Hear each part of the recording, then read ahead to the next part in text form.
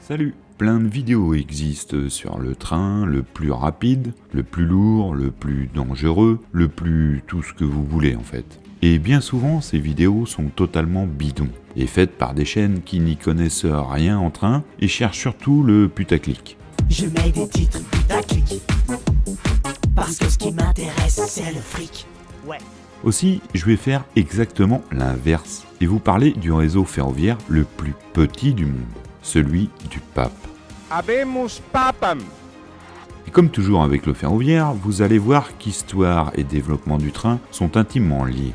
Nous sommes courant 1846 en Italie, et plus précisément au Vatican. Le Vatican, pour ceux qui ne savent pas ce que c'est un peu le QG de la religion catholique, et donc de tous les chrétiens. À sa tête, le boss, c'est le pape. Et vu qu'il y a à peu près 2 milliards de chrétiens dans le monde, ça fait du pape et du Vatican quelque chose de très important sur la scène internationale.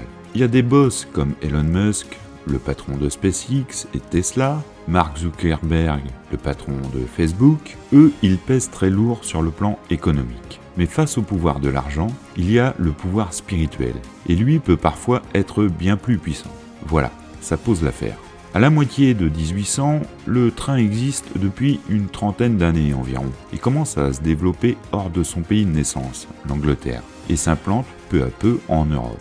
Si aujourd'hui le Vatican est tout petit, à l'époque c'était un État, et même des États, puisqu'on parlait des États pontificaux.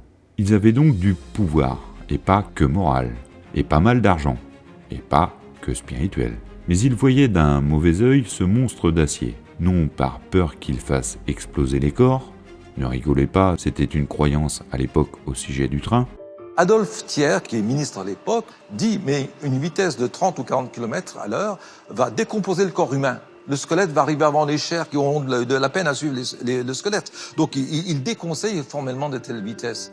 Mais à cause de quelque chose de beaucoup plus dangereux à leurs yeux. Le train accélérait la circulation des idées. Et quand tu es patron d'une religion, tu n'es pas forcément emballé par le fait que tes croyants puissent rencontrer des voyageurs d'un peu partout dans le monde, amenant leurs idées avec eux. Car à l'époque, les idées voyageaient au grand maxi à la vitesse d'un cheval.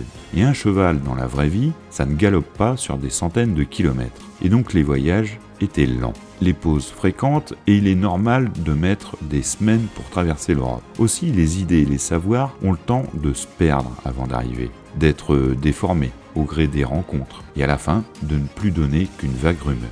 Et tout ça, ça arrange bien la religion, car les idées nouvelles, c'est souvent une remise en cause des dogmes. Alors, qu'est-ce qui se passe, les peuples? On a faim. Eh bien, il faut manger. Mais on n'y arrive pas. Voilà. Eh bien, il faut te forcer.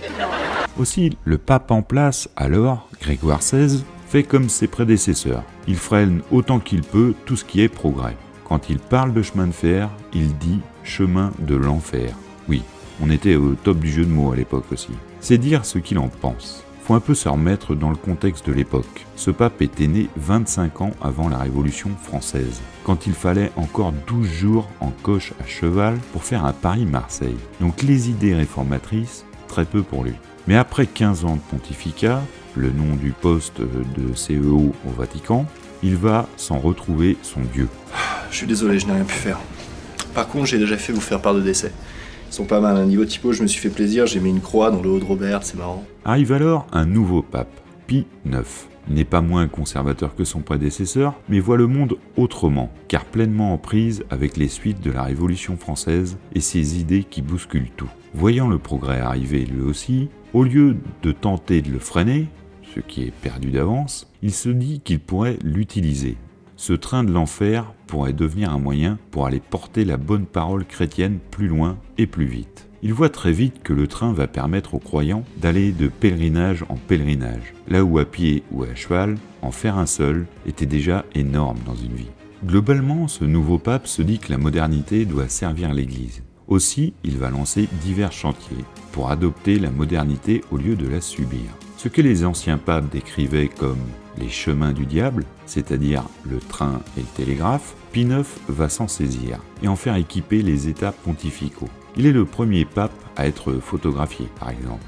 Ce pape conservateur est petit à petit devenu réformiste. Ça ne durera pas, mais assez pour notre train. Aussi, un grand plan ferroviaire est lancé dans les États pontificaux.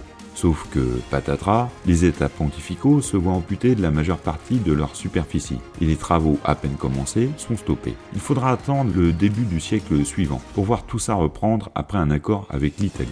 Les voies du Vatican sont reliées au réseau italien. Mussolini est alors aux manettes en Italie, et voit dans un accord avec le Vatican un moyen d'en obtenir les bonnes faveurs. Ce sera donc l'État italien qui financera et réalisera les travaux. 1929, l'accord est signé. Bon, vu la taille du Vatican, qui était la même que celle d'aujourd'hui, forcément, on n'est pas sur des travaux pharaoniques. 300 mètres de voie, une gare, et voilà à peu près tout. Cependant, pour faire ça, il faut un viaduc de 143 mètres de long, tout de même, et une porte. Oui, car le Vatican est entouré d'un haut mur. Aussi, pour que la voie puisse y passer, il faut une porte. Sauf qu'au Vatican, on ne rentre pas comme chez Mémé. La porte est en métal et pèse 35 tonnes. La voie rejoint le réseau italien 800 mètres plus loin, à la gare de Rome-San Pietro. Alors maintenant, grande question. Y a-t-il des cheminots employés par le Saint-Siège ? Des cheminots qui se promènent avec une auréole au-dessus de la tête en permanence et des ailes d'ange dans le dos. Eh bien non.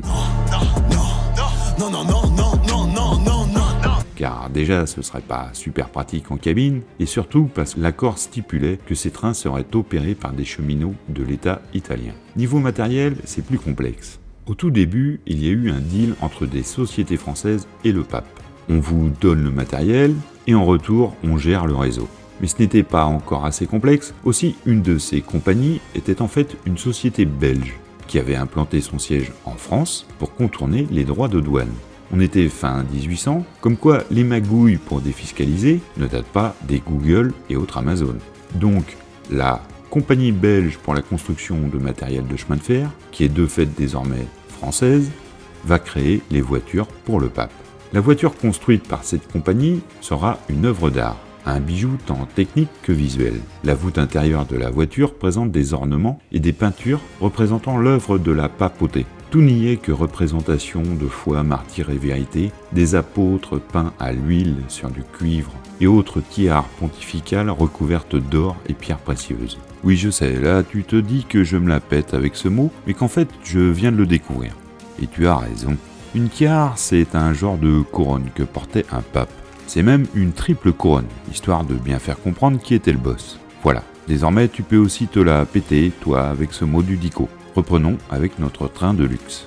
La construction de cet ouvrage d'art a coûté la somme de 120 000 francs or à l'époque. Les autres voitures seront réalisées par d'autres compagnies, mais elles seront du même niveau, le top du top.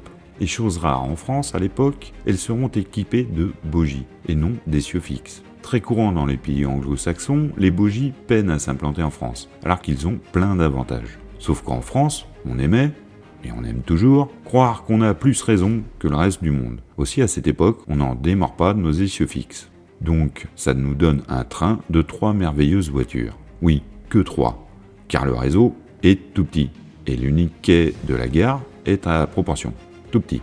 Côté traction, c'était des petites locomotives d'un constructeur italien, aujourd'hui disparu, du moins racheté de multiples fois, et qui appartient à Hitachi. Ces locomotives n'avaient rien de particulier pour l'époque, à cela près qu'elles faisaient partie d'une sous-série logiquement nommée Vatican. Alors, une locomotive vapeur, 3 voitures, une voie, manque plus qu'une gare. Alors oui, sur ce tout petit réseau ferroviaire, il n'y a qu'une gare, et elle date des années 1930. Là aussi, on n'a pas regardé à la dépense. Elle est en marbre blanc, ce qui lui donne, dit-on, des faux airs de banque. Voilà, le réseau est complet. Alors, lancement ?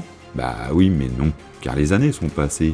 Et notre pape, il n'a plus trop la santé, aussi les voyages en train, très peu pour lui. Il faudra attendre Jean XXIII pour voir un pape prendre le train à partir de sa propre gare et utiliser son micro-réseau. Sauf que Jean XXIII, c'est dans les années 1960. 100 ans sont passés entre l'idée et la première utilisation du train. Entre-temps, il y a bien eu des trains qui franchissent les portes de 35 tonnes, mais ce sont uniquement des trains de fret. Les 3 voitures prestigieuses fournies par la France, ces fameuses voitures d'or et d'argent, n'ont jamais servi et sont au musée. Par la suite, d'autres papes ont utilisé ce train, et aujourd'hui, il sert essentiellement pour le fret, et un peu aussi pour le tourisme. Dans un souci d'ouverture de l'Église au monde, et un peu aussi pour renflouer les caisses, le Vatican a ouvert cette ligne aux touristes en 2015. Vous pouvez donc prendre le train du pape et voyager sur le plus petit réseau du monde. Le réseau du Vatican est donc le plus petit du monde, et s'il comporte plusieurs voies, une à quai et 2 autres sans quai pour du fret, elles sont toutes très courtes. En effet, il n'y a ni place, ni le besoin de faire plus grand. Et encore plus petit, ça existe ? Oui, il y a les réseaux qu'on fait dans une chambre, un garage ou un grenier. Les réseaux où la seule limite du voyage est celle que vous vous donnez à travers vos rêves. Enfin, savez-vous que vous aussi, derrière votre écran ou votre smartphone, vous avez un pouvoir divin ? Oui, vous avez le saint pouvoir de flatter l'algorithme de YouTube et ainsi de faire vivre cette chaîne. Le pouce bleu, le commentaire, le partage de la vidéo, voilà vos super pouvoirs à vous. Pensez à vous abonner, c'est très important. Alors n'hésitez pas, vous y gagnerez la sainte bénédiction du tire-fond et de la traverse. Allez, à bientôt et tchou tchou.